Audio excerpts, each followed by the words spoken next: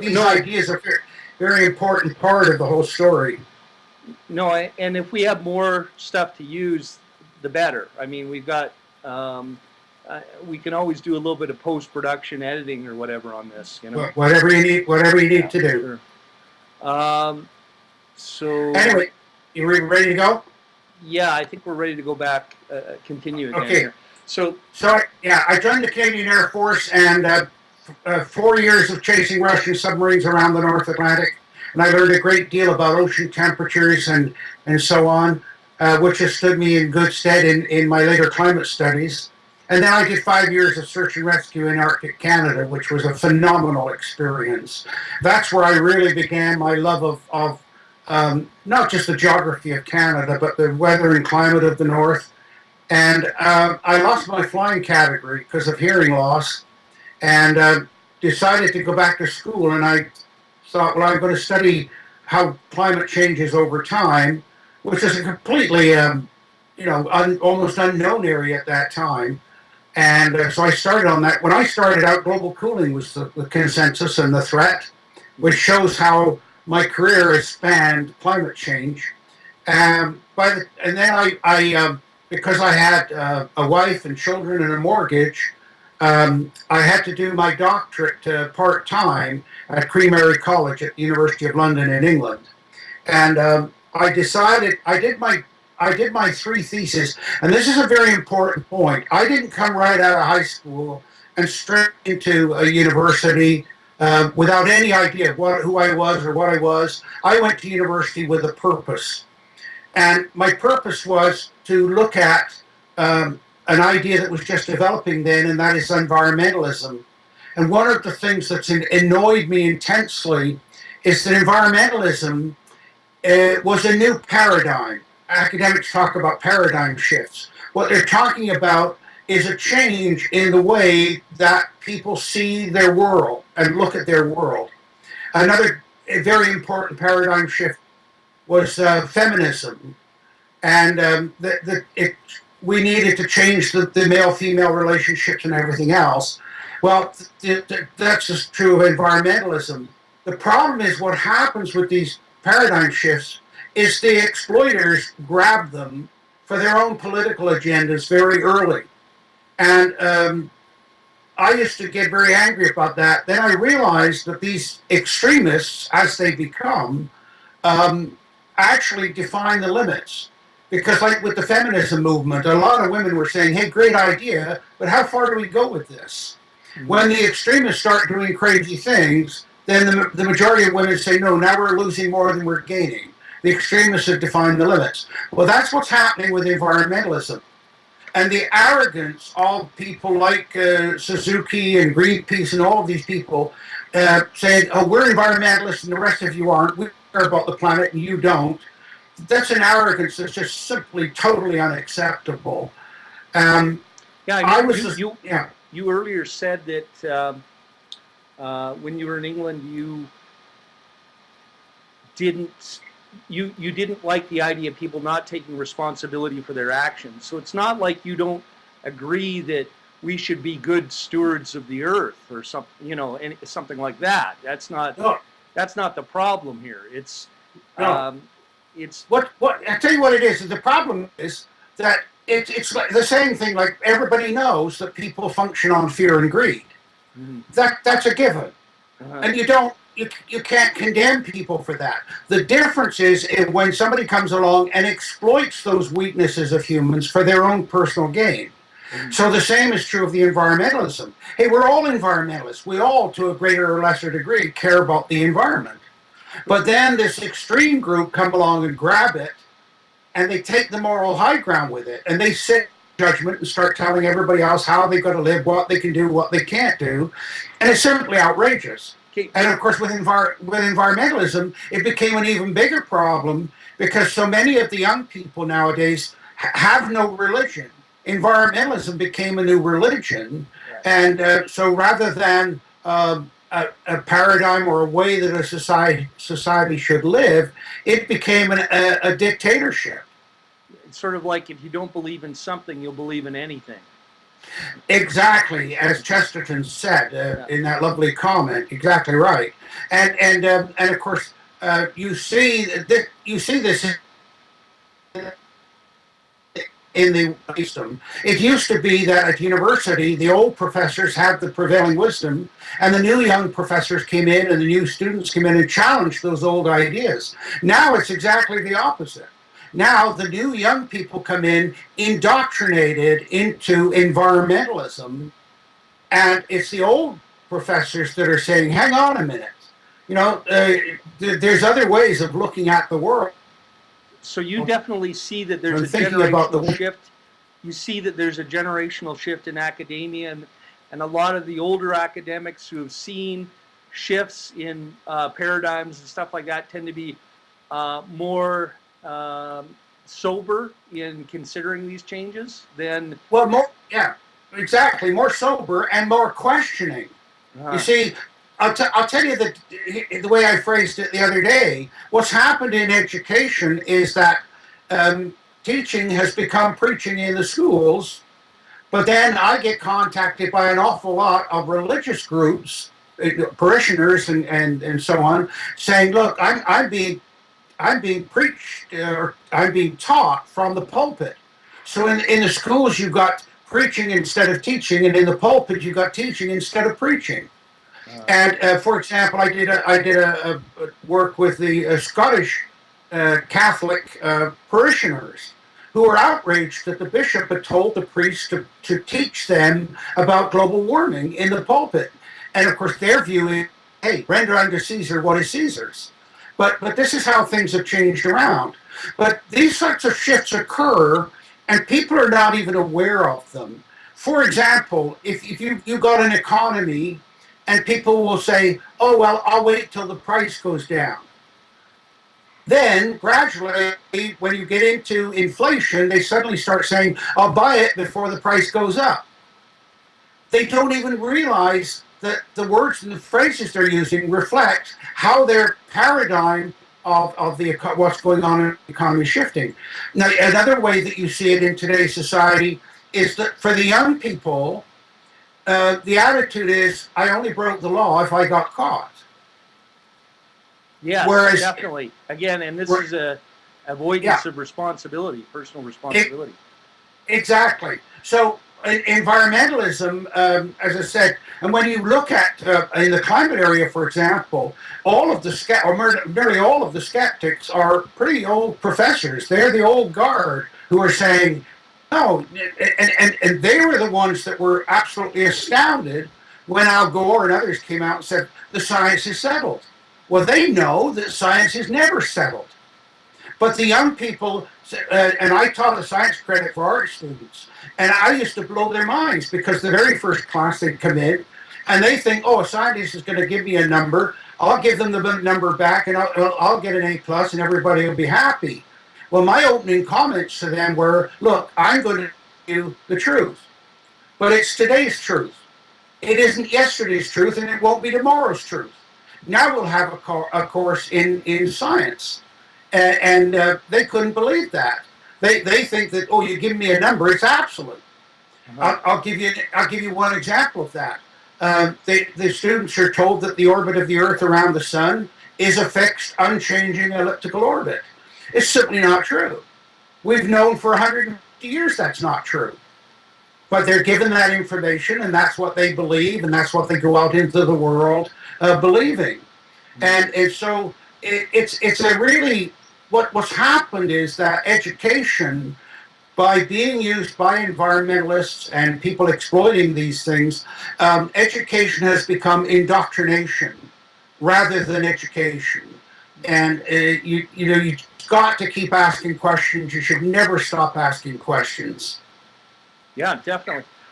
So from that kind of experience, you come to Canada, and how did you get a position in climatology?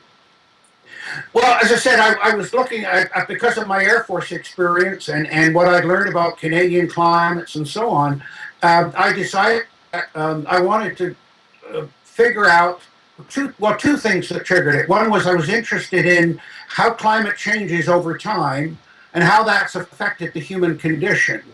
For example, when I started out, the idea that climate change influenced history was completely, nobody even thought about it, or it was, if they did, rejected it. In it as a student, and this is when I was talking about setting up my degree program deliberately. There was a conference in Chicago in 1956, and the title of it was "Man's Role in Changing the Face of the Earth." That shows how recently this idea that humans are an agent of change in our environment was, and it came out as a book published by a Professor Thomas, and it really had an impact upon me. Now, I'd known from my studies that German geography separated out what they called Landschaft, which is the landscape, the natural landscape as you see it, and Kulturschaft. And Kulturschaft is the cultural landscape. Now, Canadians are aware of this because most of what Canadians see is Landschaft, the natural landscape. But you go to Europe, and it's very difficult to separate. I mean, okay, the mountains and the rivers, the larger parts of the landscape are there, but the landscape has been so changed over 2,000-3,000 years that you're really looking at the cultural landscape rather than the natural landscape. And that really intrigued me. And of course, what comes into all of this then is later on comes the idea that humans are affecting the climate. But I was looking at this before that became an issue. And so I did my 3 theses. Then my honors thesis was the role of humans, the philosophical considerations of humans and their role in affecting or changing the earth, why it wasn't considered, why weren't we, why at what point did we go from being simply a passive of the environment like animals are to becoming an active unit in the environment. That's a very significant change, and it's part of the evolution of human history. And that was my honors thesis. My master's thesis then was, I realized if I was going to measure these changes, I had to understand science and measurement and to be able to quantify these changes. So I did a very detailed hydrologic study of how grains of sand were deposited in a beach, because I wanted to look at energy environments, the wave action, the wind action, and so on. And so it was a very specific scientific study. And then in my master's thesis, I wanted to combine those 2 ideas.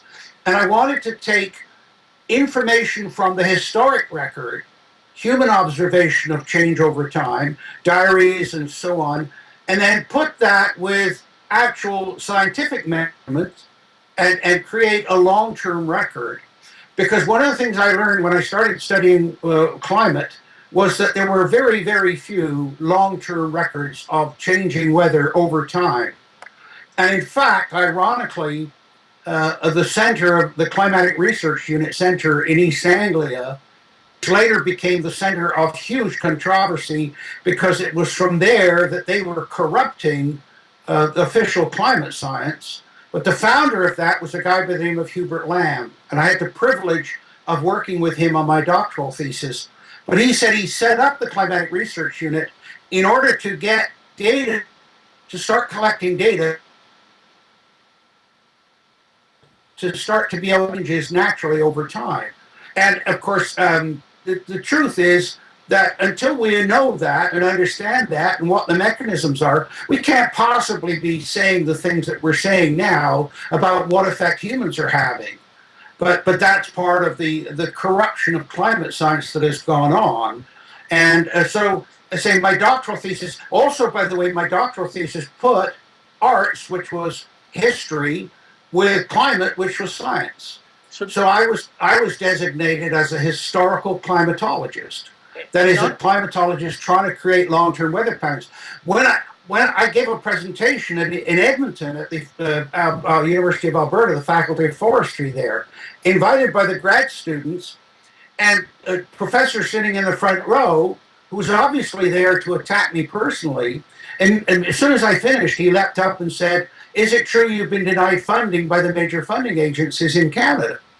Well, this is typical of academia. In academia, there's two ways you can get ahead. You can pull yourself up or you can push the other guy down. And of course, academics spend all their time pushing other people down. It's the poison of the atmosphere of the ivory tower. Are you telling me that academics is highly political?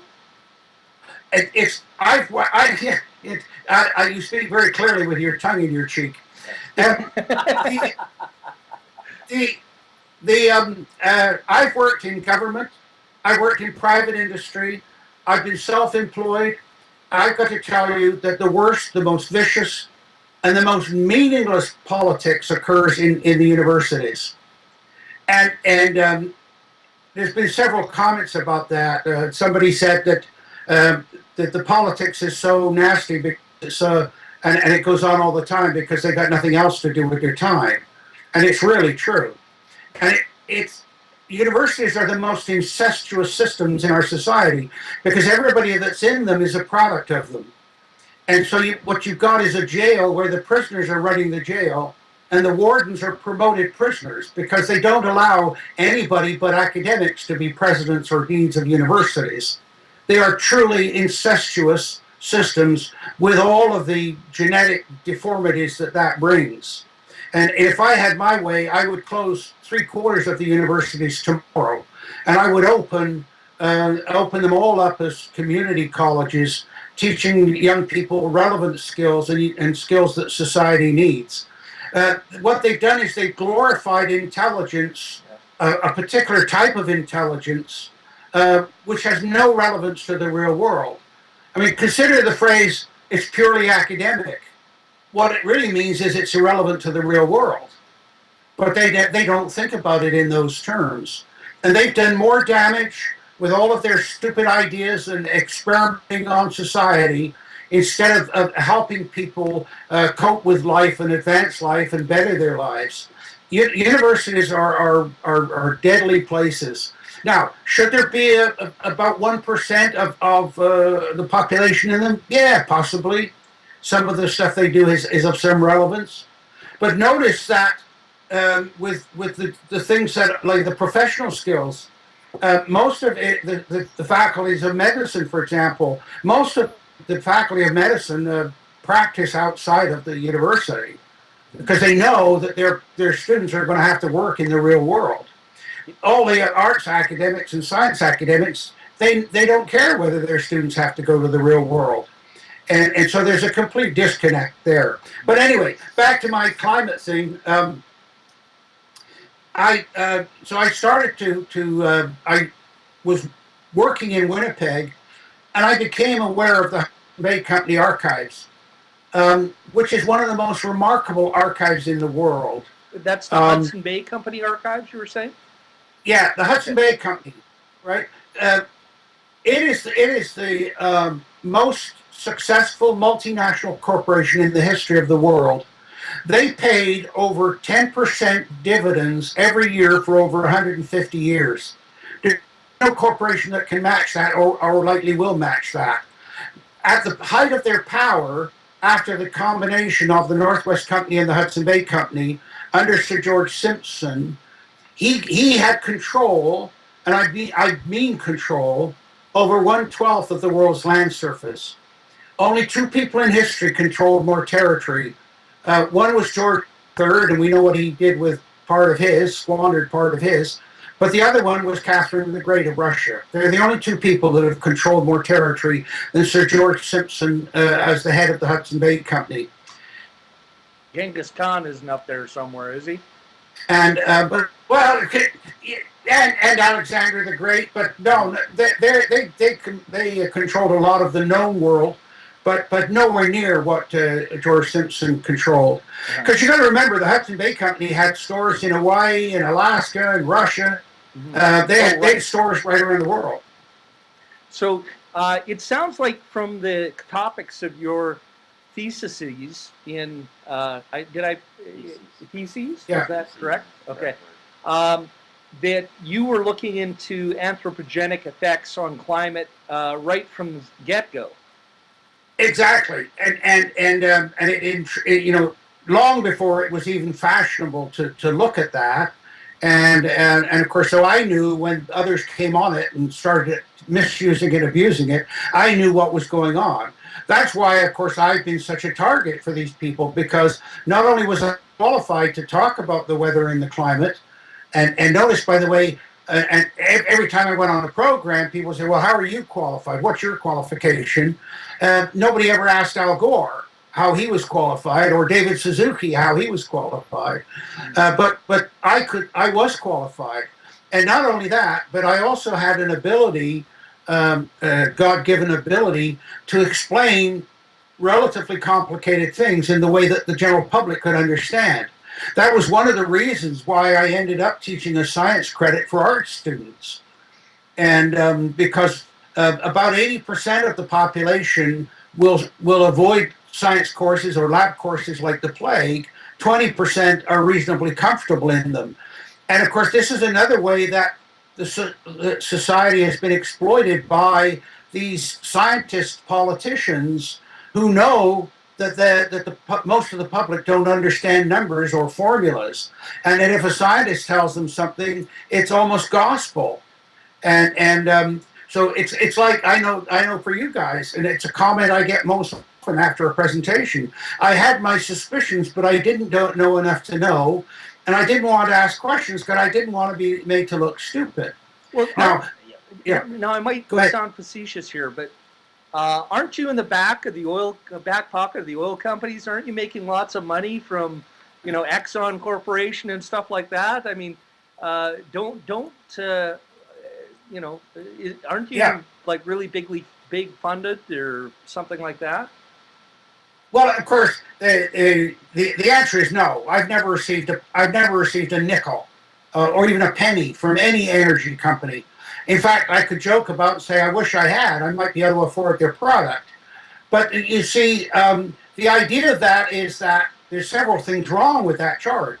First of all, if they're paying me to do scientific research, the scientific research I produce has to be published and peer-reviewed by other scientists. So if it's lousy science, it doesn't matter who paid for it. So there's that aspect of it.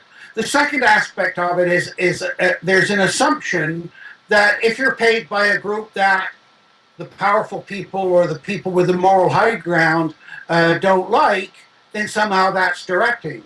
But let's say that I was paid by Greenpeace. Would they accept that? Oh yeah, well that's okay. No, that's not directed money. Mm-hmm. There's a horrible bias in all of this. And what's even worse is if you get government money, oh, that's completely pure. But I can tell you that in Canada, where research money from the government, and that's where most of it comes from, if you're a scientist, you get from NSERC, which is supposedly arm's length from government. And if you're a social scientist or humanities person, you get it from SSHRC, which again is supposedly arm's length from government. And if you're in medicine, you get it from the Medical Council, again to keep government political interference out of it. But all climate research came through Environment Canada. Environment Canada spent $6.8 billion in 5 years on climate research. And all of it went only to those scientists that were proving their political position on climate change. It's the most biased funding of science that you can imagine. And in fact, Gordon McKean, who was an assistant deputy minister of Environment Canada, who chaired the meeting setting up the Intergovernmental Panel on Climate Change, which of course is now the official UN science agency on climate, the year he retired, set up a fund of $61 million of research funding for climate science, retired in June of that year, and then in that same year took over chairmanship of that research funding to make sure the funding went to the people that were going to say the things they wanted to say. So when you start to look at the funding and how it's directed, and then of course the charge against me, because if you can smear somebody and you say, oh, he's paid by the oil companies, yeah, so what? What's that got to do with anything? Oh, well, then obviously it's biasing your research. It's a logical fallacy to assume that just because one receives their funding from a certain source that what they're saying isn't true. You know? Exactly. But what's even more bizarre about it is it's more true of the people that are making the charges against me. But they've got this foolish idea in their heads that, oh, they get government money or they get money from Greenpeace or Sierra Club. That's fine. That's not tainted money. That's not directed money. Mm-hmm. And it's just an incredible leap of stupidity, really. So can I ask you a few questions to get into a little bit of the basic science about climate change that might address some of the concerns of critics? Okay, so right off the bat, what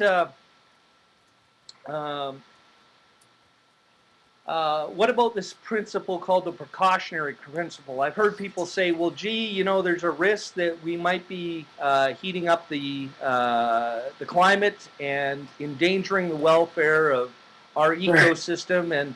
And this is something that, just to be on the safe side, we should be investing large amounts of money to prevent. Okay, the precautionary principle became a fundamental argument of the environmental group several years ago, about 20 years ago. And of course, it's actually, it's not a bad idea. It is, of course, the idea that, well, shouldn't we act anyway? Shouldn't we take the precaution? And I'll tell you how I first confronted this in front of a parliamentary committee. It's built right into the United Nations Agenda 21 as Principle 15. That, well, you know, if you think there might be a problem, it doesn't matter if you don't have the science to prove it, you should act anyway. Which, of course, is completely illogical and wrong. But it's become a way of thwarting people like myself for saying, look, the evidence doesn't support what you're saying. Well, it doesn't matter, we should act anyway.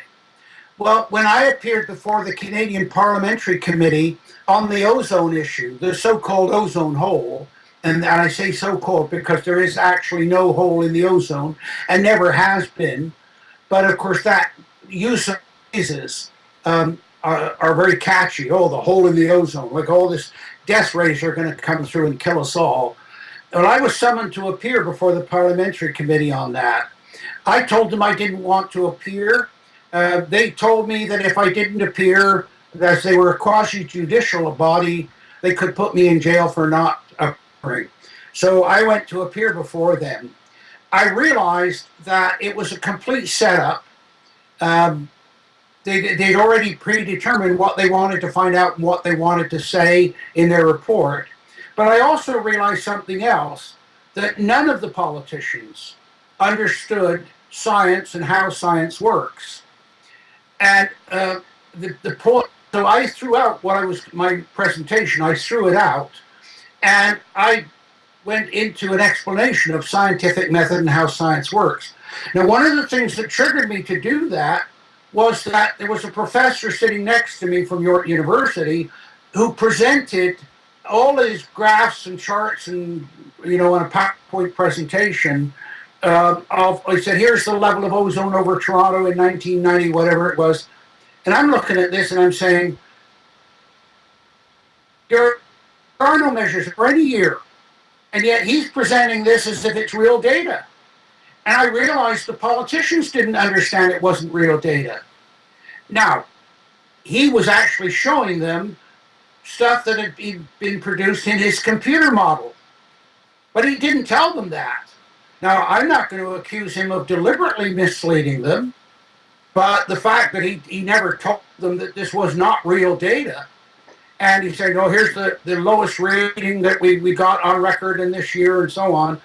And I stopped him and I said, I hope I never have to do this again. But I said, are you politicians aware that this is not real data he's presenting to you?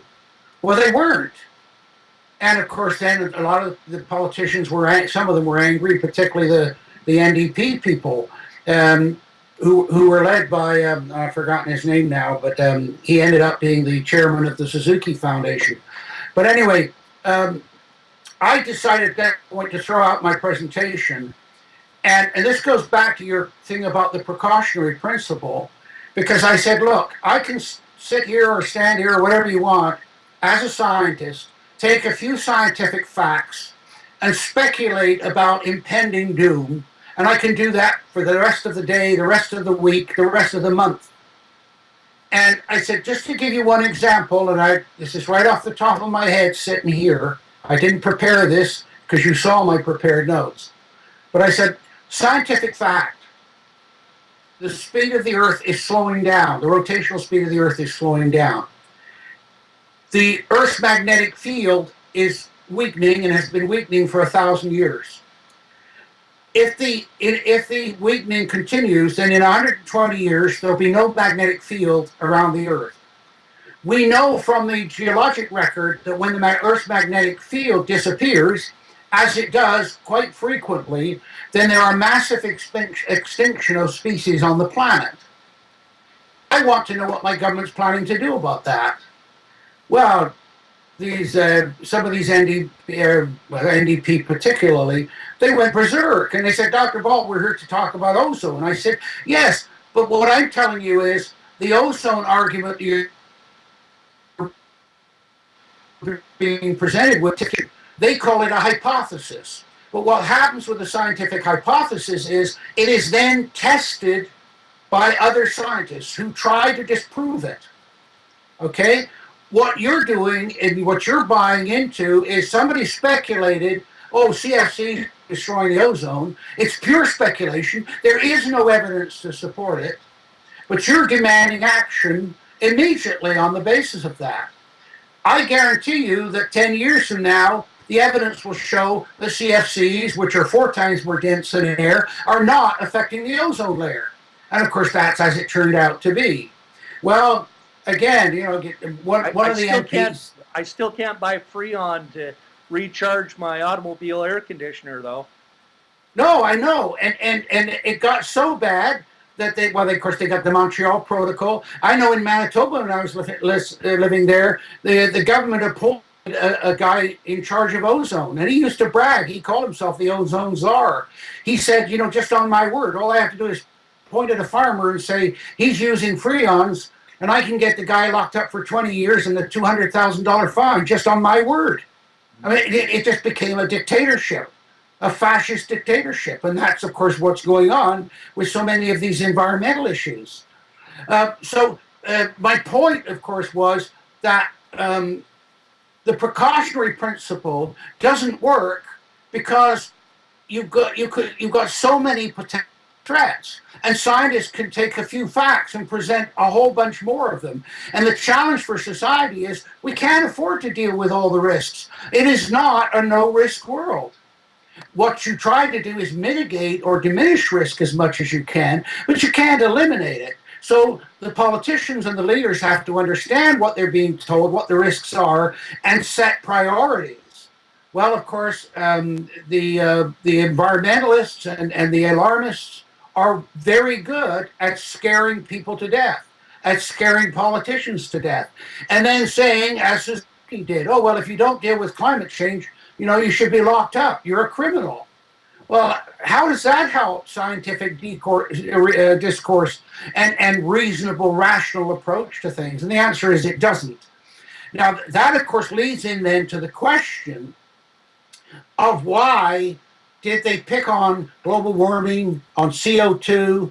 Why has that become the focus of energy for the world, of all of our policies on economies and everything, and of course it's for a political agenda, and that's what I've been fighting and trying to help people understand. Okay, so let's go back to some of the fallacies that underlie this tie of CO2 to climate change. So first of all, let's start with CO2 in the atmosphere. Is CO2 in the atmosphere have any influence on long-term climate effects? No, absolutely none. There's no relationship between temperature and CO2 or CO2 and long-term climate. None whatsoever. Okay. And yeah. Okay, now just to follow up on that, I mean, temperature does cause, though, like higher temperatures will cause higher CO2 levels in the atmosphere. Is that not correct? Temperature causes higher CO2 levels on a short-term basis. But the reason for that is, of course, that the world is warmer and there's more CO2 in the atmosphere, and therefore there's more plants grow and life is much more abundant.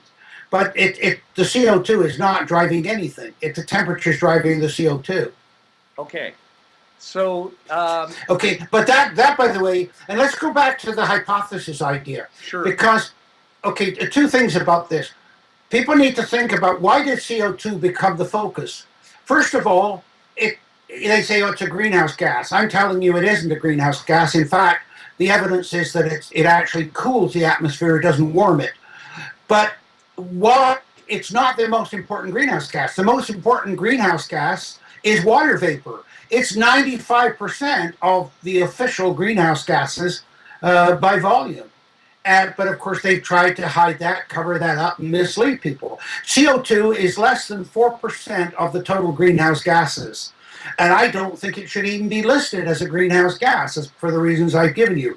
So the question is then, they set up hypothesis or speculation. They said that if CO2 increases, the temperature will increase. That's an assumption, okay? The second thing they said was, CO2 will increase because humans are producing CO2 through their industry. And therefore, as humans cause the increase of CO2, then the temperature will increase and human development is going to continue. And so we either stop that development of human industry especially, or we're going to have runaway global warming. And so those were the assumptions that they made. They're completely false. Now, why did they pick on CO2? Well, this is where we come to the politics of it, because the science that they're doing isn't science, it's politics. Maurice Strong, who was a member of the Club of Rome, and the Club of Rome were a very powerful elite group back in the 60s who decided that Malthus, the 19th century, he was actually a minister of the church, but he dabbled in natural sciences. Malthus said that the world population would outgrow the food supply. He's been completely wrong on that, but that's beside the point. But the Club of Rome said, they took Malthus's idea and said the population would not only outgrow the food supply, but it would exhaust all of the resources on the planet. And that the only solution is to reduce the population.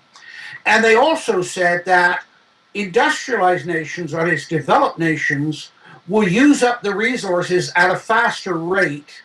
And therefore, you start by reducing the population and the power of the industrialized nations. Now, how would you go about doing that?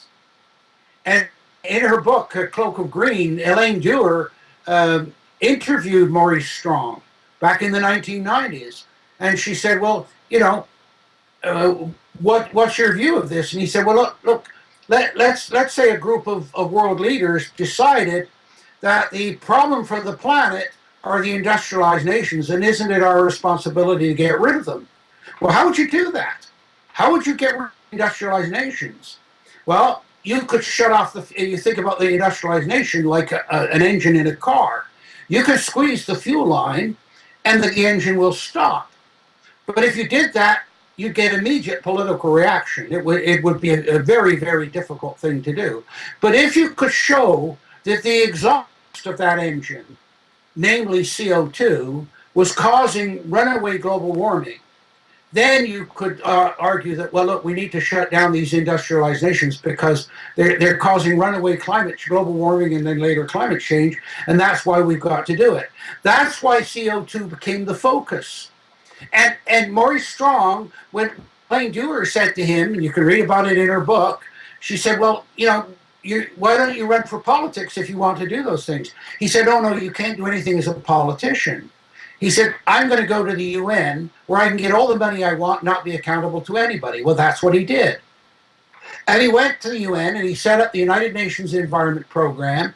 And in 1992, he chaired the Rio conference, at which all of these ideas of shutting down developing nations and industrialized nations were put into practice. That is, the ideas of the Club of Rome were put into practice, including, as I mentioned earlier, the precautionary principle, which is principle 15 of Agenda 21. And then he set up the Intergovernmental Panel on Climate Change. Now, that was the scientific group whose job it was to show that CO2 was causing runaway global warming. And they premeditated the results. Now, let me flip aside for a minute here, because it'll help you understand how these things are done and the deviousness of people. I used to think that government boards of inquiry or commissions of inquiry were a great idea, just like arm's length of research funding to get the politics out of it. And people will be arguing and fighting, and then the politician will finally say, okay, we'll have a commission of inquiry, and everybody says, oh, great. It isn't great at all. In fact, what it does is put all of the power of the issue in the hands of the politician. And here's how it works. The minute a commission of inquiry is established, the political pressure from the public is lowered. The media are silenced, because now if the media go to the politician and say, well, what are you doing about that? I can't talk about it. I've got to wait for the Commission of Inquiry report. So now the politician has bought breathing space. Okay? And I learned this from the very first Commission of Inquiry I was ever appointed to, which was a conflict over water in Dauphin Lake in Manitoba. And we got the charge to deal with this problem. We got the terms of reference from the minister and his bureaucrats. And I looked at the terms of reference, and they were so narrow, so limited, that there was only one. First of all, we couldn't get the data we needed to resolve the issue, but there was really only one conclusion that you could reach. In other words, they predetermined the outcome.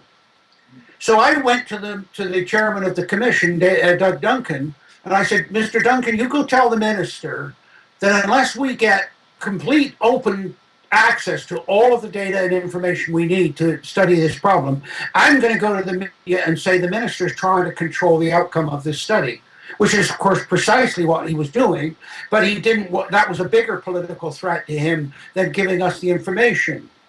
When we got the information, I discovered that 110 years earlier, an engineer had written a letter about the Dauphin Lake saying, here's the problems on the lake and here are the solutions. Nobody had done anything about it. And there had been 3 commissions of inquiry in the intervening 100 years, and nothing had been done about it. And here we were, the 4th commission of inquiry. Now, this is where all the conspiracy theories start, because I remember watching Justice Warren of the Kennedy Commission.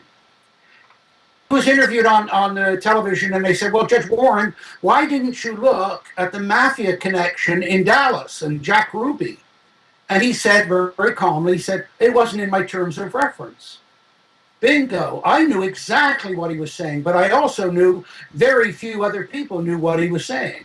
Yeah, I'm a little bit, Jeff probably will disagree with me here, but I mean, you look at the 9/11 Commission and the terms of reference for that, and they weren't even allowed to look into the possibility that there might have been basically explosives in those buildings, for instance. Well, yeah, well, of course, that's where all the conspiracy theories come, because people saying, some of this doesn't make sense. Mm-hmm. And then they hear rumors about things, and of course, it really never goes away. Mm-hmm. But the problem is, in the meantime, all of the records are expunged, and the people are got rid of, or they die, and so the truth never fully emerges. Mm-hmm.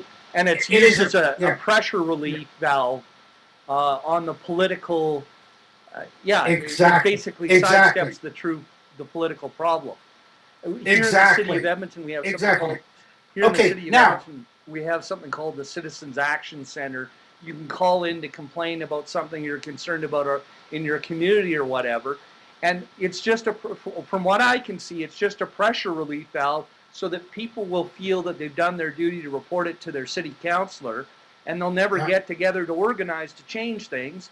and the city gets a heads up on who the crop disturbers are that might change Oh, things. no, you're absolutely right. I compare to the pedestrian walk light, and you push that button thinking you're controlling the lights, and you're not. Mm-hmm. But it just makes you feel good. And it's so cynical that it really makes you angry. Mm-hmm. And commissions of inquiry are simply that. By the way, I should tell you some of the commissions that I chaired. A hazardous waste commission for the city of Winnipeg, and I was talking to the woman who was running the Ontario Hazardous Waste Committee, and she had a thing going where she was collecting acronyms. And of course, everybody knows the one NIMBY, not in my backyard. And another of her favorites and mine was NAME, NAME, which is not at my expense. But her favorite at that time was ANIMTOO, ANIMTOO. And it stands for absolutely not in my term of office. Okay, so you get an idea of what's going on here. Now, back to Maurice Strong setting up the IPCC, and the reason I talked about commissions of inquiry, because of course he said, no, we're going to now look at climate change. We're going to determine, what's going on here. In fact, his goal was to demonize CO2, to prove scientifically that CO2 was the cause of all the change. Well, if you go and look at the definition of climate change that the IPCC were given, and it was written at that Rio, or from that Rio conference, 1992, and organized by Strong through the United Nations Committee on Climate Change, and they were told only to look at human causes of climate change. So they were already operating from a anthropogenic paradigm. Exactly. And of course, the bottom line is you can't possibly know what effect humans are having if you don't know how much the climate changes naturally. And that, of course, was done deliberately. Now, because of people like me saying, hey, your definition predetermines your outcome, in the 2007 report, they brought in a new definition. So they could say, oh, yeah, well, we changed the definition. But there were two problems with it. One is they put it as a footnote in a summary, not head of the report, saying we've changed our definition of climate change. The second thing is they couldn't introduce a new definition of climate change to introduce looking at natural variability because each report built on the last one. The only way they could have brought in a new definition of what they were looking at, that is natural climate variability, was to scrap everything they'd done up to that point and start over. And they had no intention of doing that. So, and this is what they've done all the time. They very cleverly put things out there so that, and hide it. But if anybody raises the, oh yeah, well we talked about that. You couldn't go and find it as a footnote in page 1222. So yeah, well we dealt with that. In fact, it didn't change anything. It's a way of anticipating the challenges that you know are going to come as people start to say, hey, something's not right here, something stinks here. Now they've done this all the time. So they start out with a definition of climate change that only looks at human causes. But here's the other thing that they did when they set up the IPCC. They had the science group, Working Group 1 as it was called, looking at the science. Okay, they do their study. They produce a report. It is then set aside. Some of the lead authors of that report, people that are hand-chosen, carefully chosen to control certain chapters, create the executive committee report or whatever they call it. Yeah, right. They then go and they go and meet with a bunch of bureaucrats and a few politicians, and they produce the summary for policymakers. The summary for policymakers is released first at a press conference. It bears no relationship to all of the serious limitations of what they're doing that are in the science report. But they know nobody's going to go and read the science report. But again, if somebody says, well, hang on a minute, you didn't look at this. Oh, yeah, what's in the science report? But hang on, these things are, it's like an executive writing a summary of a study and and saying to employees, okay, go now and get all of the evidence to support what I've already concluded. That's what they're doing. It's the most corrupt process you can imagine. But that's how Maurice Strong set it up. It was predetermined results. Well, of course, what happened was from the very start, their 1990 report, they started making predictions. And they were using computer models. The computer models were programmed to achieve the result they wanted. So, for example, even though in nature a temperature increase precedes a CO2 increase, in the computer models, it's the other way around. A CO2 increase causes a temperature increase. So the models don't even reflect reality. And computers are very good at obeying your premises or your assumptions. We've known from the start with computer models that it's garbage in, garbage out, right. GIGO or GIGO. Now, my favorite definition of that, the acronym GIGO, is gospel in, gospel out. And what they do is a classic circular argument. So they'll say, well, look, CO2 causes temperature increase. We cause the temperature, or we cause CO2 to increase in our model. And oh, look what happened. The temperature went up. Therefore, our model has proved that our assumption was correct. Yeah. It is absolutely bizarre circular argument. Yeah. And there's sort of this technical worship of computers as somehow validating whatever knowledge comes out of them on the very basis that it's, comes from a computer sort of thing. Oh yeah, it's the technological age. Yeah, if a computer said it must be sacrosanct. People forget that a computer only produces what the humans tell it to say. Now, to prove my point, consistently, when you write for a computer, it's called the computer code, which tells the computer what to do. Well, you cannot get the computer code for most of the IPCC models. They won't disclose it. But the source code is not available on those models? No. Oh. And not only that, but they limit the IPCC model are not the same models that they use for their climate research. For example, I talked about the orbit of the Earth around the Sun earlier. Well, the tilt of the Earth is also constantly changing. That's called the Milankovitch effect. It's been known about for 150 years, as I said. That's not included in their computer models.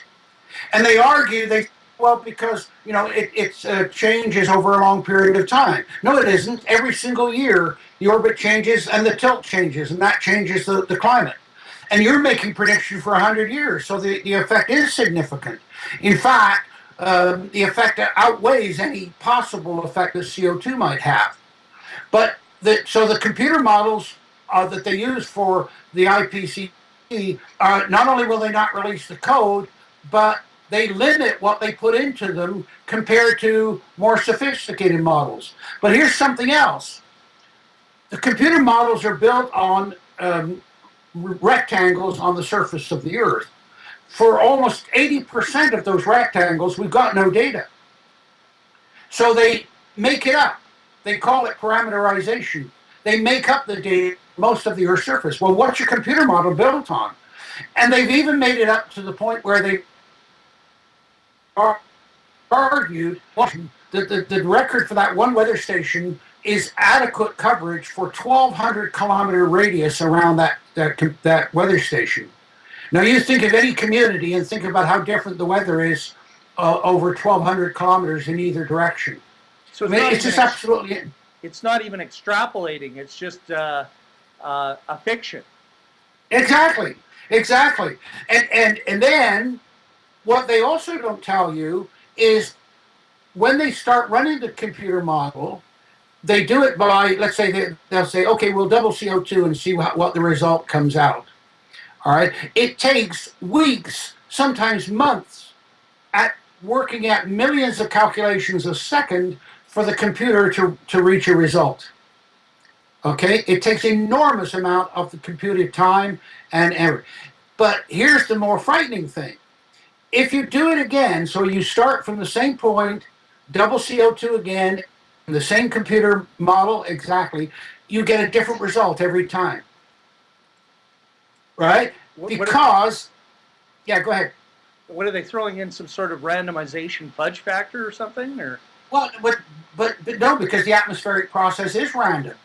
It's a chaotic system, right? So you're always going to get different results. So what do? They do as many runs as they can afford to do in the time they have and the money they've got, and then they average the results of the runs. Okay? Now, they then take, there's 23 computer models used by the IPCC, each one run by a different country or a different agency, and they're virtually all government because they're the only ones who can afford the computers and the time. They take the average of the averages and average them.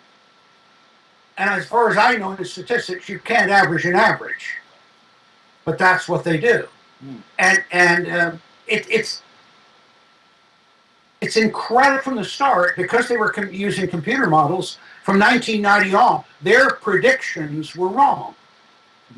And they were wrong, of course, because they were saying that a CO2 increase causes a temperature increase.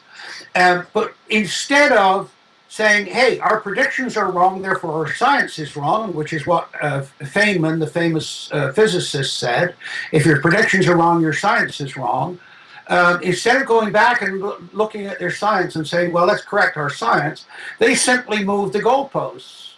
So they said, well, we predicted warming and it isn't warming, and the CO2 is still going up, so call it climate change. Right?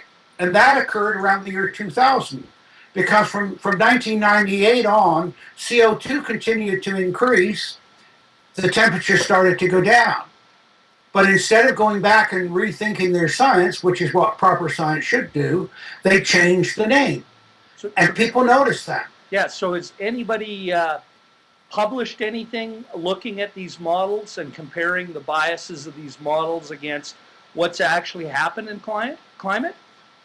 Oh, yes, there's lots of stuff out there. But, of course, it's at a level where most of the public wouldn't look at it and wouldn't understand it. Okay. And that, they know that. You see, in other words, remember I said about the 80%, 20%. Right. And then, even amongst the 20% of scientists out there, most of them never look at the climate science. Now, for example, when I got a group of physicists and said, okay, here's what they're saying about CO2, the physics of CO2 as a greenhouse gas, they looked at it and said, that's absurd. You can't do that. Now, the reason for this is, you see that, and this is another important part of the idea, and this is going to sound like a weird leap, but go back to the year 1859. In 1859, Darwin's Origin of Species was published, which of course has also got a lot of fallacies in it, but no scientist dares to challenge Darwin because he was chosen to defeat religion. But in that same year, a guy by the name of Alexander von Humboldt died. Von Humboldt is recorded as the last universal person. Now, what they mean by that is, you've heard the term a Renaissance person. Right. It's right? Somebody who has a lot of education in a broad variety of different areas. Exactly. Well, a universal person was somebody who knew all there was to know about science or arts at the time they were alive. So von Humboldt, who visited all of the continents, and in fact was the first to start drawing weather maps, he died in 1859. He knew all of the physics, the biology, all of the chemistry that was known in 1859. Since he died, of course, and with Darwin, you've gone from increasing specialization. The explosion of information became so great that no one person could encompass it all.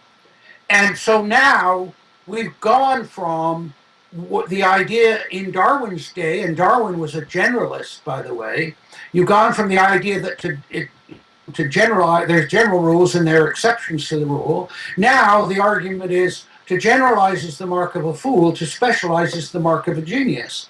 But the problem is that a specialist is like a person having one piece of a 2,000 piece puzzle, wandering around saying, my piece of the puzzle is the most important piece, and then not knowing where that piece fits into the general puzzle.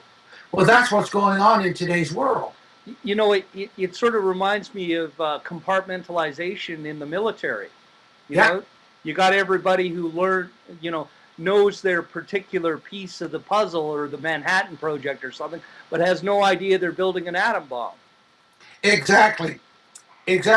Now, in some cases, such as in the military, those things are done deliberately to stop people putting the pieces together and realizing what's going on. And so the idea of climatology is a generalist discipline. But you don't hear them talk about climatologists. They talk about climate scientists. Well, the climate scientists are specialists in physics or computer models or oceans or whatever, who happen to be studying climate. You know, it's interesting. I went at the beginning of the interview. I asked you a little bit about your background, and I remember looking at your CV, and I noticed you had a doctorate in science. And nowadays, you have very few doctorates in science. You have PhDs in some very specialized discipline. Yes. Do you want to maybe address that right now? How that? Certainly. I mentioned also at the beginning my antipathy towards the phrase, well, you don't have to be a rocket scientist. And of course, what that implies is that somehow a rocket scientist is cleverer than everybody else. Well, I'm sorry, that's not my experience. My experience is they don't have any morality either with Wernher von Braun and his V1 and V2 rockets. But it speaks to the glorification of specialization in our society. And I can prove that to you. Because you say, well, you don't have to be a rocket scientist, and everybody nods and say, they say, well, what do I mean by that? They really can't tell you. They say, okay, well, let me put another profession in there instead of rocket scientist. Okay, you don't have to be a farmer. All right, well, suddenly all their biases and prejudices, and they start laughing. And I say, why are you laughing? I can tell you it takes more to be a successful farmer in today's world than to be a rocket scientist, right? Because you think of what you know. You got to know about markets. You got to know about cereals. You got to know about chemicals, about soils, about equipment, the range of things that you have to integrate into the generalization of being a farmer. And most of us live as farmers. And of course, so this dichotomy between generalization and specialization is creating huge problems in the world. It also, of course, transcends into our society, because you see people say, people say, well, the Germans are, well, you can't generalize. You're not allowed to generalize. Yeah. Well, I'm sorry, but there are traits of characteristics of groups of people. But see, this is another part of this transition from generalization to specialization. That idea of looking for phrases that summarize a society, like the rocket scientist one. In the 20th century, my top two contenders are Wernher von Braun's one about somebody else's responsibility, but my other favorite contender for the 20th century was Alan Shepard, who just passed away recently. But his comment when they said, what were you thinking about when you were blasted off in that rocket into space? And he said, all I could think about was that every part was made by the lowest bidder. It is so beautiful a comment. Yeah. I mean, it speaks to, of course, the fact that you're going for cheapness rather than for functionality and what will work. But anyway, now in the 21st century, my leading contender for the quote of the century was Alan Greenspan, who brought us into all of the economic distress that we had. And when he appeared before Markey of California's committee, and they said, well, Mr. Greenspan, what went wrong? And he said, well, my model was wrong. Oh, then one of the senators said, "Well, how long have you been using the model? 40 years." Whoa, I mean, this is just a throwaway line. Oh, the fact that people have lost their lives and businesses are collapsing and the world's in economic stress, and all you do is say, "Well, my model was wrong." Mm-hmm. I mean, it's absolutely insane, and it and goes back to that argument about dependency on models and glorification of models. Right. Well, we've covered a lot of material today. Yeah. Dr. Ball, and I really appreciate the opportunity to talk to you. It's been a real privilege. I've never had any formal education in other than a couple of courses I took a couple of years ago at the University of Alberta in an academic institution. And I can tell that you're the sort of person that would communicate well to their students and really open their minds to a lot of possibilities. So, well, I'm very grateful for that because I used to have students come and sit on my courses that were not taking my course, and the best compliment I ever got paid was I taught big classrooms like 300 students. I always had the back row gang, and it was always an 8:30 class, and as they were filing out, one of the back row boys lingered behind. He didn't want to be seen talking to the prof. And as he walked by me, he never even looked at me, but as he walked by, he said, "Only 8:30s I ever get up for." I said, "Yeah, that's it." But of course, as I said earlier, it isn't education anymore, it's indoctrination. Mm-hmm. And once they think that you're thinking what they want you to think is fine. The other thing is, of course, that university for 90% of the students is a socially acceptable form of unemployment. Mm. I used to say quite deliberately, partly to annoy my colleagues, but also because it's the truth. There isn't a university in the world that offers even a half credit in common sense. And then I add insult to injury by saying if one of them did, they'd have to bring someone from outside to teach it. And the universities don't relate to the real world at all. And it's just simply a place for most students to go and play cards. And of course, the students are finding that out now. Because you come out with a degree and the employer will say, "Yeah, well, what can you do?" "Well, I got a degree." "Yeah, good for you. What can you do?" "Well, I got a major in sociology." "Good for you. What can you do?" And the answer is you can't do anything.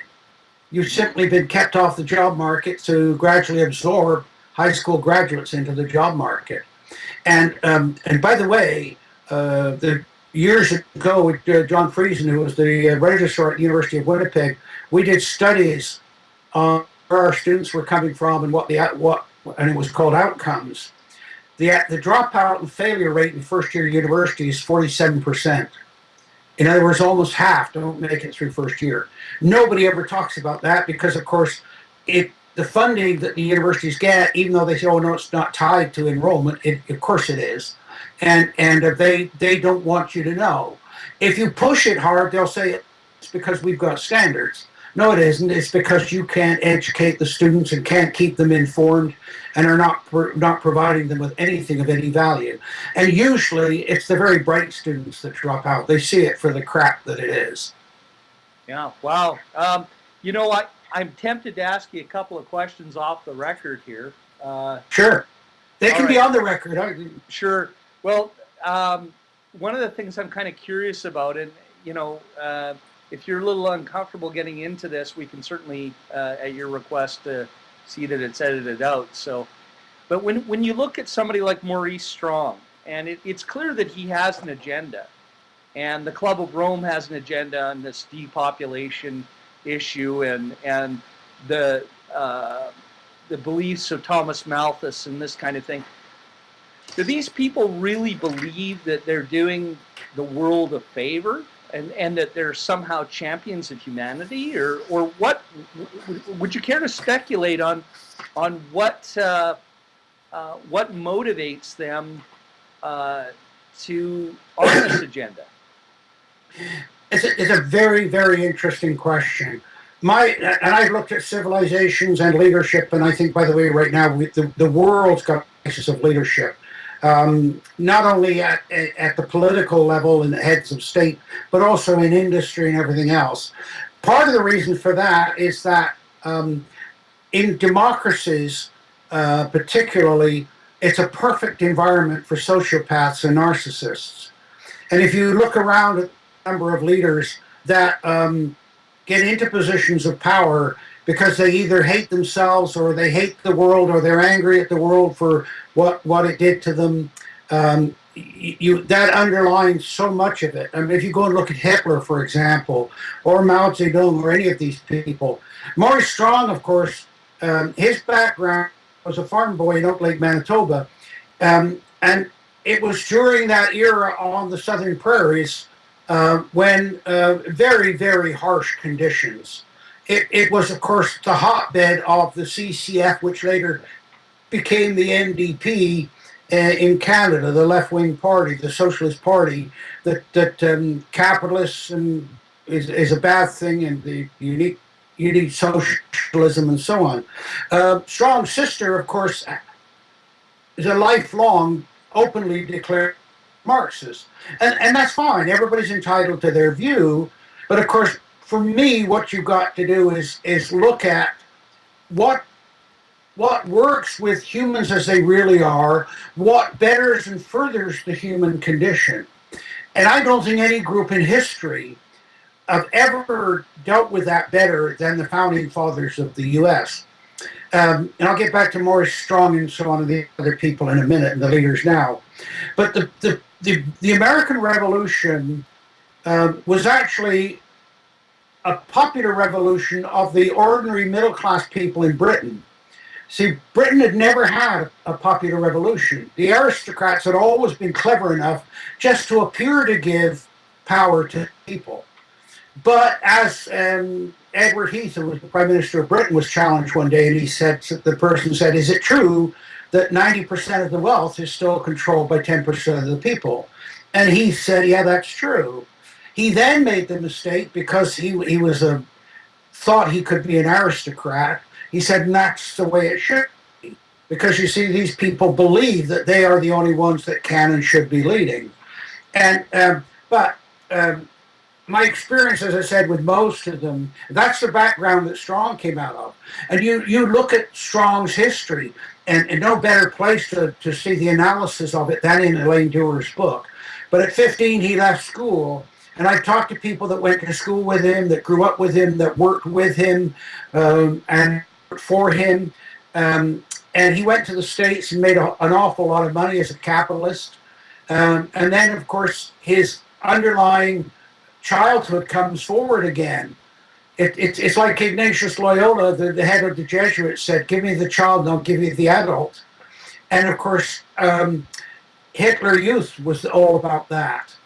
And when you look at any religion, they always have ceremonies around the age of 7 and then again at 13, which are critical points in a person's intellectual evolution. So you get baptism, and then you get confirmation, and then you get bar mitzvah, bat mitzvah, and so on. But what happens to them as a child creates what they're going to do as an adult. And what's interesting is they almost always, and I haven't found an exception to this yet, tell you in their writings what they plan to do if they ever get power. Pierre Trudeau did it when he was writing in Cité Libre back in the 1930s. And Trudeau, he knew he would never get elected as an NDP prime minister, so he switched to the Liberals, but he was still a socialist, just masquerading as a liberal. So they tell you what they plan to do. Mm-hmm. The classic example, of course, is Hitler with Mein Kampf. Mm-hmm. And Mein Kampf, which he wrote in 1932, or published in 32, 33, he told you exactly what he would do. But what did they do? They banned the book. I mean, if you ever want a classic example of not banning a book and openness, there it is. But part of the difficulty is that people generally accept that argument that no one person can change the world. That's simply not true. The problem is that 99% of the people that do change the world do it for the bad, do it for their own personal, selfish reasons, narcissistic reasons, which end up costing millions of lives and do untold damage. And unfortunately, that's part of where we are in our evolution as humans. We're really in our infancy in that. I mentioned von Humboldt in 1859 and Darwin publishing in that year. We've really only tried two political systems, political economic systems, capitalism and communism. Darwin is essentially capitalism, survival of the fittest. And I always find it amusing that people like Suzuki, who claims to be a socialist, in fact believes in Darwin, and Darwin is actually almost pure capitalism. But if you say Marx, who represents the other political system that we tried, people say, oh no, he's 20th century. In fact, Marx published within 9 years of Darwin. And so these two systems have evolved, and they're still competing with each other. What you see going on in the US, for example, and it's really ironic because Russia went towards communism and they're now getting out of that in a transition through state capitalism, as China's doing, whereas Obama is taking the US towards communism and socialism in complete reversals. Obama, of course, wrote what he would do.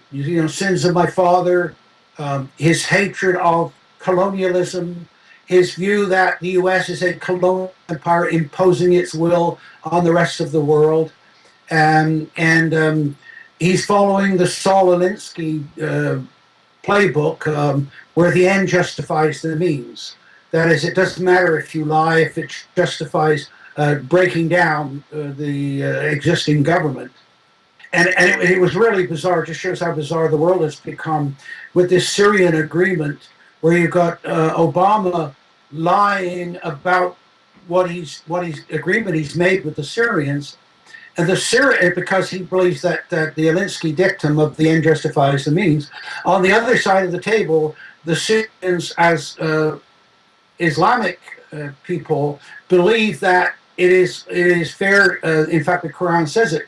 You can lie if you have to do it to further the faith and advance the faith. So here you've got two people who believe it's legitimate to lie to achieve their goal, lying to each other. And if that isn't surreal, I don't know what is. But Maurice Strong, of course, one of the things that happens with these people, they get very wealthy and they get in a position where they can start achieving their goals. Some of them know how to go about it. I mean, everybody you talk to that knew Maurice Strong, I haven't met anybody that liked him. They all despised him. But they all say he was the most manipulative person they ever met. But also, he knew how to set up and run bureaucracies. And of course, that's what he's done through the United Nations, through the Agenda 21. And of course, the Club of Rome, they needed a global threat. The underlying one was and still is overpopulation, and it's a great myth.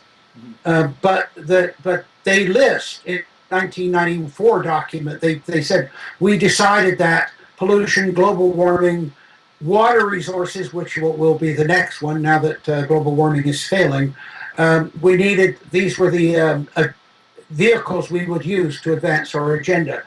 They needed global ones because they needed to transcend nationalism.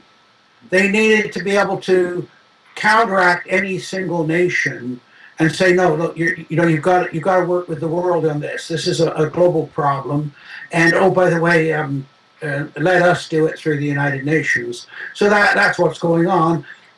That's the ambition of Maurice Strong. He's in China right now, hiding out from the U.S. government. They want to put him in jail because he and his son, and Kofi Annan, who is the head of the UN, and his son made millions off of the oil for food crisis in Iraq when that was going on. So it's beyond hypocrisy of these people, but they all end up making millions of dollars and becoming, in their own way, powerful people. Al Gore is another example. Sure. No, I'm just going to give Jeff an opportunity here, since we've I think we covered as much territory as I think we need to for tonight. But I tell you, I would just love to set up another one of these interviews at some other time and go over some more territory. I mean, there's been a wide range of stuff that you've talked to us about, and I really appreciate it. So. Well, thank you. And of course, I think this is the, again, you can see why I am a threat to these people, because I can put things in context and say, no, here's what's going on. Mm-hmm. And people then start to connect the dots for themselves. Mm-hmm. Most people are so busy just trying to survive. And of course, that's part of the whole idea that you keep them enslaved by either being dependent upon the government or dependent on your income. Yeah, go ahead, Jeff, if you wanted to. No, I don't have anything to add. Okay. I have very much appreciated your thoughts tonight. Absolutely. And I'm glad we happened to meet along the way. Thank you for the opportunity. And as I said, I'll answer any questions. Well, there we go. We got you on visually. I do have. You brought some more back. Yeah. I do have a question. Yeah. It's come to my attention that you've had 6 lawsuits over the years. Yes. Filed against you. There's 2 ongoing right now. 2 are active, and the reason is they're all brought the same lawyer. That's public record. Nothing to hide there. I believe that they are designed to silence me, and of course. One of the things that Canadians need to realize is we don't have free speech. I gave a talk in the U.S. Recently in Fargo, North Dakota, and I said, somebody said to me that the U.S. is the last bastion of free speech, and my answer was, no, it's the first and only bastion of free speech. No other country in the world has free speech. And the Founding Fathers knew that had to be the First Amendment. That without free speech, you cannot possibly have freedom. And then they also understood that to defend that First Amendment, you need the Second Amendment, the guns, because people will try to take it away from you. Right. And people don't realize that the Second Amendment, the right of the citizens to bear arms, is to defend themselves against their own government, not outside governments. And in Canada, the lawsuits that are brought against me would not have even been entertained in the U.S. They would not have been allowed because they're defamation lawsuits about things I said. And some very, very nasty things have been said about me, and free speech is difficult to swallow at times. Yes. But you either have total free speech or you have none at all. And it's the same way with the tax. You either have a completely flat tax with no special exceptions for anybody, or you've got chaos as we've got now. You either have uncontrolled population with natural control on population, or you have somebody sitting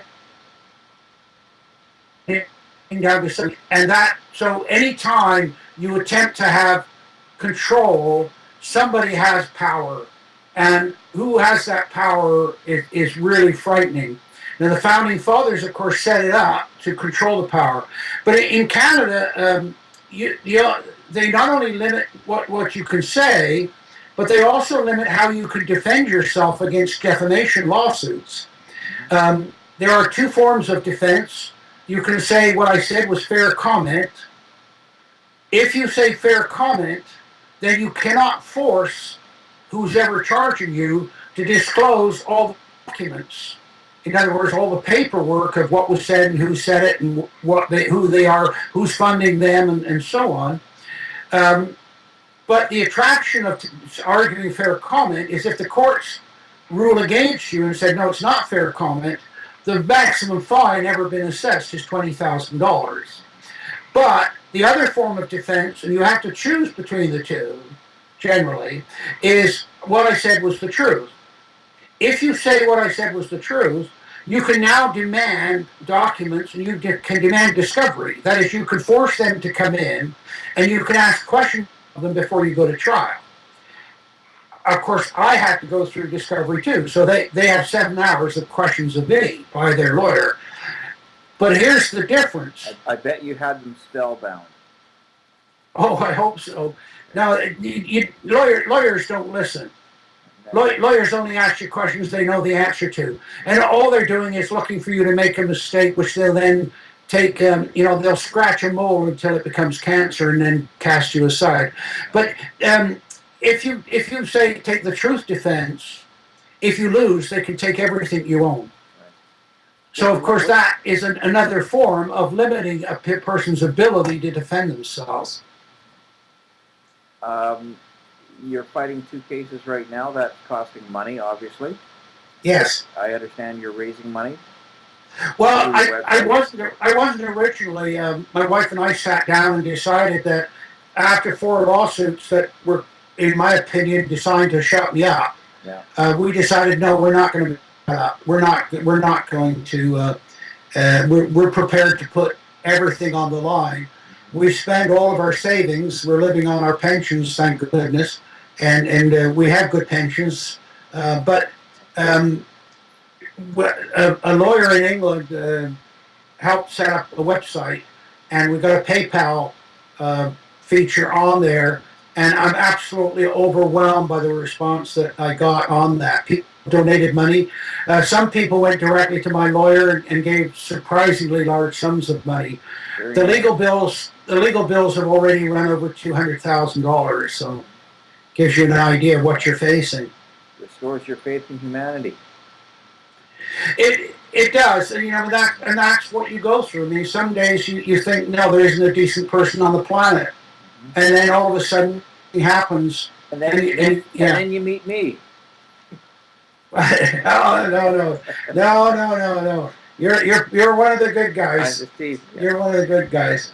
Yeah, it's a constant struggle. Yeah. And you can understand why Shakespeare said, "You're ready to shed the mortal coil." Right. But yeah, and I got to tell you, there have been times when I regret what I've done.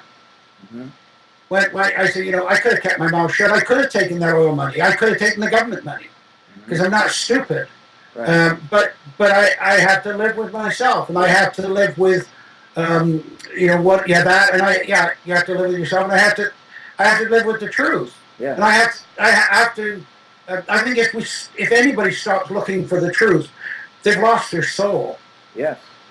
Completely lost their soul. I couldn't agree with you more. Yeah. So that's where we are with the lawsuits. It appears to me, and I say appears, that they're trying now to get out of the lawsuits. Your website is what again? It's Dr. Tim Ball. DrTimball. DrTimball.com. And people. It's all lowercase. And people can contribute to your legal fund. I would appreciate that. Yeah, I as I said, I'm absolutely overwhelmed with support. And by the way, across the world, that's what's amazing to me. Yeah, obviously, Americans have given an awful lot of money because they recognize the value of free speech. Right. But Australia, a great deal of money from Australia. Nice. And the truth doesn't have geographical boundaries. The truth is not restricted by borders. That's right. And people recognize it. Yeah. Confident. Yeah, and by the way, with regard to leadership, you didn't ask me about this, but and as I mentioned earlier, I've looked at leadership and I've looked at civilizations. When I used to take seniors on tours of Europe, took them to Pompeii, and we spent a half a day just going around looking at the graffiti and other stuff in that city. There was an election going on just prior to the eruption of the volcano, and one of the pieces of graffiti says, if we get rid of this bunch of scoundrels, we just get another bunch of scoundrels. Okay?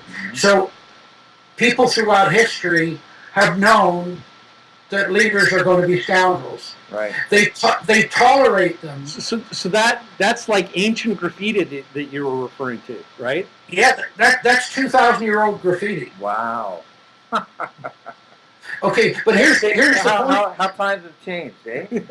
Okay, yeah. Well, that's why the French say "plus ça change, c'est la même chose." But here's the point about it. See, and I got thinking about, well, why do they say that? people know if they get rid of this bunch of scoundrels, they get another bunch of scoundrels. So what difference does it make? The only time that they will overthrow the leadership throughout history, that they're basically is the first thing is if the food supply fails. I'll give you an example of that. Obama and all the saying, "Oh, it was Arab Spring in Egypt and the riots in the streets where they want democracy." No, they were rioting because the food prices went through the roof. And why did the food prices go through the roof? Because the Greens convinced the American government to sponsor biofuels and corn, and the prices went through the roof. Okay, the French Revolution, the hostility between the aristocrats and the peasants was there, always there, but they had 2 consecutive years of harvest failure, and finally they said, no, now we're going to storm the Bastille, and the revolution went on. And there really wasn't any cake to eat. Well, but you see, that's another part of the myth of history, because Marie Antoinette never said that. Oh. It was one of her ladies in waiting that said it, and at the time, it was a perfectly reasonable comment, because she wasn't talking about gâteau or petit four. She was talking about a form of cake that the peasants made when they were down to the bottom of the barrel, the grain barrel. They took all the husk and whatever they could get, mixed it with molasses, and made a form almost like a cow cake. Wow, that's a real different spin on things. You learn something every day. Yeah. Yeah. So when Marie Antoinette, Lady in Waiting, heard that somebody said, "Well, they're starving," she said, "Well, let them eat cake." In other words, like they always do. Right. And of course, what you also see with that is increases in stomach cancer and colon cancer and so on, because they're eating very heavy roughage. But anyway, the other thing that will cause people to throw out leadership is when the leaders forget, and openly forget, that they are leaders because the public choose to let the leaders. So when Louis XVI said, "L'État c'est moi, I am the state," off with his head. Right? When Charles I said, "Divine right of kings, God appointed me, you didn't appoint me," off with his head. What was the worst thing that Obama said? You didn't build that. Right. The government built it. The same theme is there. That Edward Heath thing, when he said, "Oh yeah, not 10% still control the wealth." Well, if he hadn't have said then after that, and that's the way it should be. And by the way, they got so much anger about that his own party made him go back on television and apologize for what he'd said. So those are the 2 things that will cause people to get rid of what is always lousy and inadequate leadership. Hunger and arrogance. Hunger and arrogance. I do maintain that one group of scoundrels is often less bad than the other group of scoundrels. And that's the whole idea behind democracy. Well, the lesser of 2 evils. Well, but I love the comment that Mark Russell, the American comedian, said one year in a presidential election. He said it's the evil of 2 lessers. Okay, yeah. Right, but it really is which is the lesser scoundrel of the 2. It's really what it is. Evil scoundrel. Yeah. That's what democracy is all about. Yes. But by the way, of course, Churchill's comment about democracy is a terrible form of government, but better than all the others, is really true. Yeah, absolutely. Dr. Ball, thank you for your time this evening. Oh, thank you. It's been a great pleasure, and I'll put Alan to work editing this, and we'll hopefully make something to your satisfaction. And by the way, I really would like to do a program with you about how the media work, how they influence the message, things that I know from my own experience that the public wouldn't know about. I'll just give you one quick example. It's called the over-the-shoulder shot. Mm-hmm. When they do a video of you, outside or wherever, you always see one shot where you're looking at the interviewer over the shoulder of the person who's being interviewed. Right. Okay. They're just talking about the weather, but it allows them to voice over, making it appear as if the person being interviewed has said that. It's part of the deception. Yeah, actually, there's some of that stuff that shows up in the movie Network. Yeah. And they show how they manipulate scenes and that, and Yeah. cut in, you do a cutaway to the interviewer that it wasn't even in the interview itself, to Yeah. to show their shock or something at something you've said or whatever. Yeah. You know. Yeah. Anyway. Yeah. Anyway, we go through all of that propaganda and controlling the message. And of course, that great Canadian Marshall McLuhan, that the medium is the message. Great. Yeah. Thank you, sir. Thank you. Thank you very kindly. Look forward to doing it again. Okay, good night. Good night.